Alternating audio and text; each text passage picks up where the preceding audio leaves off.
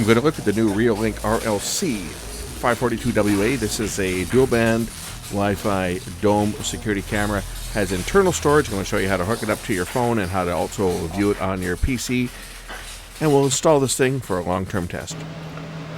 Today I'm going to look at the new RLC542WA. This is a 5 megapixel wireless security camera by Reolink.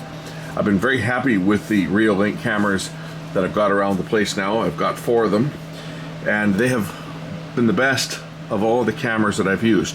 So I'm excited to try out this new model and show you guys it, and we'll set it up and see how this one performs. Here are some of our features. Features both 2.4 and 5 gigahertz dual band Wi-Fi, smart alarm with person vehicle detection, 24/7 recording or motion recording, has an optical zoom, it's IP66 waterproof, and easy remote access. This one's still factory sealed. I haven't opened it yet, so we will open it together and check this new camera out. So I'm going to break the seal.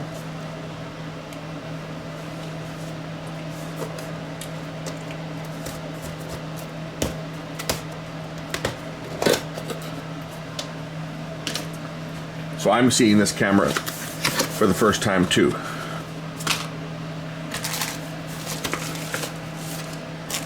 Comes with the antennas, power adapter,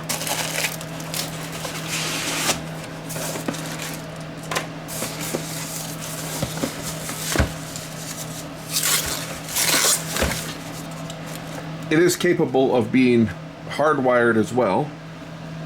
So you have the choice. If you've got Ethernet, you can hardwire it or power it up with its included power adapter. There's a reset button here that will be used to reset it. I'm going to hardwire this camera, and I've actually got a spot picked out for it where there was an old camera at one time. There's actually a wire that should still be in place, and I'll hook it up with that and mount it. But let's take a look at the camera itself. We'll set it up, and then I'm going to take it outside and mount it. In the package you get a tool to open up. It's just a Torx type. This is used to open the camera up from the base, as we have to install the base first and then put the camera onto the base. I think that's how it works, how most of these work. So it comes with security screws. This is to stop somebody from just coming along and taking down your camera if they don't have the right tool. So first, let's remove the screws, remove the base from it. Then we'll set the camera up and get it working, and then I'm going to take it and mount it. Although the camera looks like a pan-tilt camera, in fact it is not. If we remove the 3 screws, the camera housing just lifts down, and it does not lift off completely. It's actually tethered, and there is a strap here that will tether it so that when you mount the camera, you mount it like that. The housing is still being held on the bottom. You point the camera where you want to observe and put the cover on it. First things first though, to get the camera configured, we'll put the antenna on. And I'm going to power the camera up, and I'm going to connect it to my 5 gigahertz wireless connection, as I have a 5 gigahertz band that's dedicated for cameras that I use just for a camera. So first, let's get the power connected, and we'll get it configured and take a look at the picture here. It even comes with an extension cable. See that? You got an extension line if you don't have enough to make it to where your power plug is. It comes with a 15-foot extension cable. That's for those of you that don't have outlets nearby where the camera is, as most people don't. You can put an SD card in. I'm just looking at the specs here. It probably will take either, maybe see what size it takes up to here. Most of them will take a 128 these days or larger. I'll probably put a 64 gig in this one because that's just what I happen to have kicking around. So to set the camera up, the first thing I'm going to do besides powering up the camera is I'm going to connect it to an Ethernet cable that's connected back to my router. So plug it in. Even though I'm going to set this camera up with Wi-Fi, I initially need to plug it in to my router first. Just set the camera up. This is a security part of it. Going to load the Reolink app and select add, where it's going to ask me to scan the barcode that came with the camera. I'm adding the camera, synchronizing. So, and now it's going to ask me to create a device password. This is the password that I'm going to create if I ever want to get into the device itself. Or enter a password, I need to give the device a name. I'm going to call it front door, because that is where this one's going to be located, and this one's going to be put in there in a permanent location, at least for now. And now I need to name the Wi-Fi network I'm going to connect it to. And I've got a dedicated router that I use specifically for my cameras and nothing else. So I'm going to connect to that one. And once the camera's connected, I should be able to disconnect the Ethernet cable and operate it as a wireless camera. There's the picture.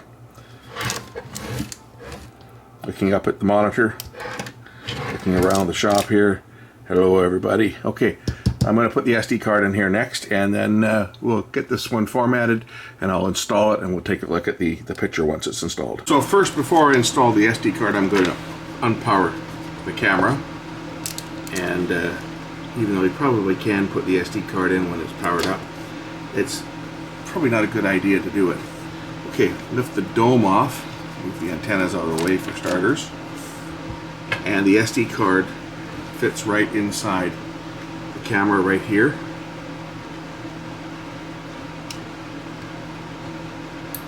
Notice it's got a little super capacitor down here to store the settings. So put the SD card in, which is kind of hard to reach, but SD card goes in just like that. And now I'll power the camera back up and make sure that the SD card is recognizable, and then we're going to take the camera and mount it. And it says SD card, it's not formatted, of course not, because I just put it into the camera. I'm going to format the SD card, and it's going to format, it's a 64 gig SD card, so it should reboot. One thing to be noted about this camera is it's not a pan tilt the zoom camera, but it does have zoom capabilities, and it is an optical zoom on my app. If I go into the pan tilt zoom option, you'll see that I've got a focus and a zoom option, and if I slide the focus slider, slide the zoom slider, watch the lens. It's an optical zoom. So obviously a camera like this, you would position it in such a way when you're framing your shot that to anything that is of interest that you would want to zoom in on, you would put that towards the center of your shot. That way you could frame your camera and adjust your zoom accordingly for what type of angle you want. It's not probably something that you're going to be changing all the time, but if there's an area, if the camera's say at a distant location, you can preset the zoom lens, and it's an optical zoom, not a digital zoom. So that's something that you would set up when you're aiming the camera, and then set your zoom accordingly to what type of shot you're expecting to get. And it has automatic focus as well, or you can select manual focus. So if there's something that's out of focus, you can adjust it manually and lock it in. Anyway, I just figured I would point that out. I can go into playback, and here I can pick a date, and it'll pick the recordings that I was making. This will be right now. This is what I was doing when I was playing with the camera. I was turning it back and forth and playing around with the zoom and the focus. As you can see, it made a recording there. You can also set the camera up to say so it can either record continually or just record when it detects motion. That's an option that you have. Anyway, I'm going to go mount the camera and set it up, and then we'll take a look at it once it's all set up and running. So there it is installed. I screwed it down into one of the trusses underneath the soffit there, so it's secured in place. And the cover is placed on it, and I've got the shot framed up to give me a good look at my driveway and my cars when they're parked in the driveway. And this camera will become one of my long-term test cameras, like the other 4 Reolinks that I have. I was able to take advantage of some existing wiring that had been there from our previous camera, which is a Cat 5 line, which I just utilized the power lines from it to power this one up. So down the road, if I put a network camera in, I can certainly utilize the same power point and Cat5 line. But for now, this one's up for a long-term test. Let's take a look at some of the shots off the camera, and we'll look at playback and so forth, and just give it a quick once-over before finishing this one off. In addition to viewing on the phone, you can also, of course, view on a computer. This is the new camera right here that I just installed. These are the previous ones that I've got. This one being this is my solar camera. This is my original Reolink, which is mounted on the other side of the garage. And this one's facing into the front yard, mounted on the other side of the house. This is the new one here that I just installed. Again, you can actually watch it full time using the Reolink app on your computer. So you can watch the cameras full time on your computer or on your phone, which is one of the nice things I really like about Reolink, is that all you need is your PC, and you can log in from any browser basically, or any PC computer itself, and I basically just have the app for it. So if I want to say look at this one in full screen, I can just click on it and that'll bring it up full screen, and once I'm in full screen, I can select optical zoom down here, and I can, got an alert set off. Whenever there's motion, it'll beep. I can turn that off, by the way, but it just detected a car going up the street, so it's beeping. But I can go into the zoom, and I can do this from the computer as well, or I can zoom in. Now again, it's a fixed optical zoom, so it's not going to pan and tilt. So this camera, you would want to point it where your center of interest would be, in the center of the screen. So anything you're going to zoom in on is obviously going to zoom in on the center of the screen. Now the app on the computer will show you 4 screens at once. I just put my other camera up here. I put my rooftop solar camera that I've had for a couple of years. This has been up now for like 2 years, and it's constantly working. If I wanted to switch to a different camera, I can just grab the camera and drag it down. So I had the front yard down here before, so if I just go over to the front yard and I just grab it and drag it down and drop it, it'll replace that camera. So if you can have multiple cameras. You're not limited to 4. I have 5 now, and you can drag your cameras around on the screen any way you want to view 4 cameras at once using the Reolink PC software. To playback recordings, just click playback and then pick your window. In this case, if I want to look at say when I was working on the camera, I can just click on here, click on the window that I want to view, this was the camera, and pick my time. Now I've got it currently set just to record motion. Oh, and I also got to click the play button. And there's a car that went by. And that beeping was because that was an alert triggered by motion.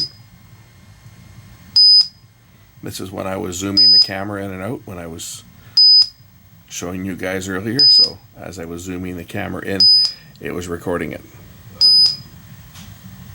The warden is home now. I wonder if she will notice the new camera that I just installed. I guess I will find out momentarily. She's just plugging her car in here to charge up the other electric cars. We have 2 of them. One of the other things that we can do is we can go into the settings.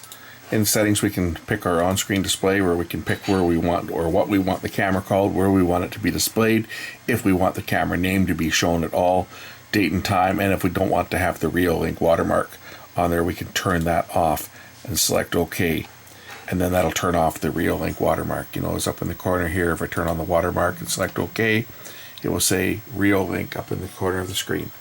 So I can turn that off. And there's also a privacy mask, and what privacy mask is set up for is if there's things that you don't want to record. For example, I can pick that I want to block a certain area. So for example, if I didn't want to pick up my neighbor's driveway, for example, I could block that out like that and put OK on here.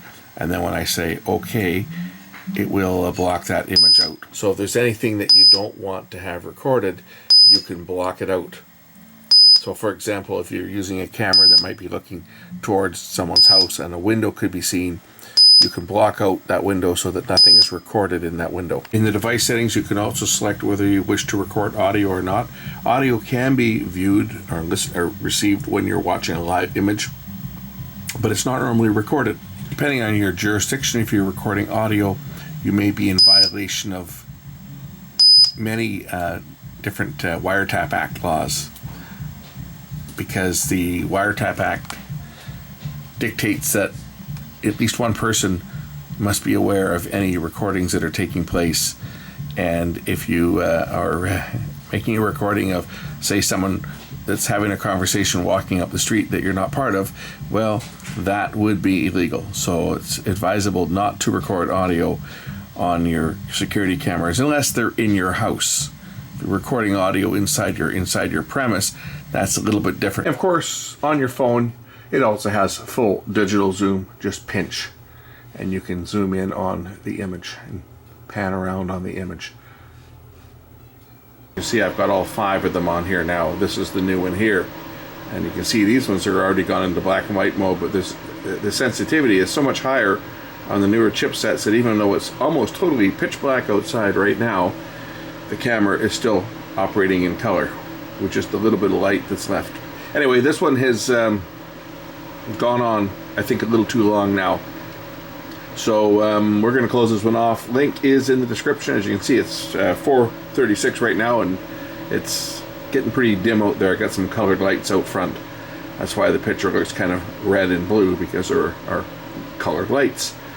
But that's it for this one. Link is in the description. Thanks for watching.